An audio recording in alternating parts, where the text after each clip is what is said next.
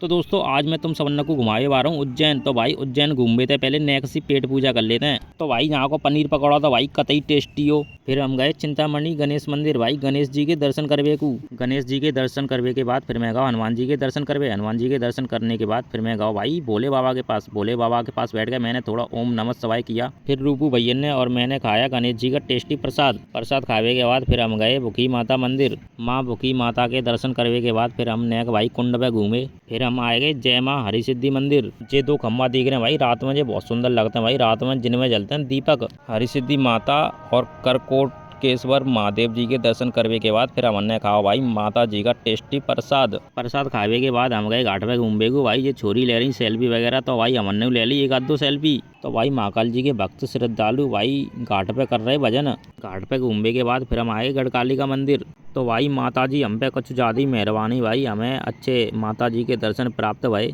माता जी के इतने प्यारे दर्शन करने के बाद हम निकल गए भाई गोरखनाथ। गोरखनाथ आए के देखो तो भाई यहाँ पे बहुत अच्छा अच्छा सामान मिल रहा हो। फिर हम चले गए भाई गुफा देख बेकू। तो भाई हम गुफा के अंदर जा ही रहे तो भाई रास्ता में मिल गए हमें मंकेश्वर महाराज। हम नेक गुफा के अंदर पहुंचे ये भाई, तो हमने देखो भाई वहाँ पे तो भाई मिल गए हमें साधु बाबा, जो ले रहे भाई अपने अपने फोन पे अपनी अपनी सेल्फी और बना रहे ब्लॉग। तो भाई हम गुफा देख बेकू नीचे गए तो भाई यहाँ पे गुफा के कोने भाई बैठे मिल गए हमें जो बाबा, जो आने वाले भक्तों को बताते हैं गुफा की स्टोरी। तो भाई रूबू भैया ने और मैंने बैठ के दो चार पल सुकून के बताए। फिर भागे बाद पहुंच गया मैं साधु बावन के पास। मैंने कही साधु बावन थे बाबा मेरे संग बना लो ब्लॉग।